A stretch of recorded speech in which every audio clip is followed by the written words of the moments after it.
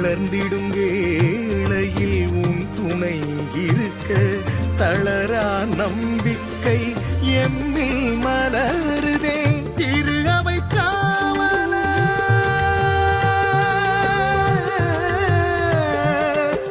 திரு அவை காவலர் எம்மண்ணை காக்க எமக்கெந்த பயமும் என்றுமே இல்லை, எமக்கெந்த பயமும் என்றுமே இல்லை.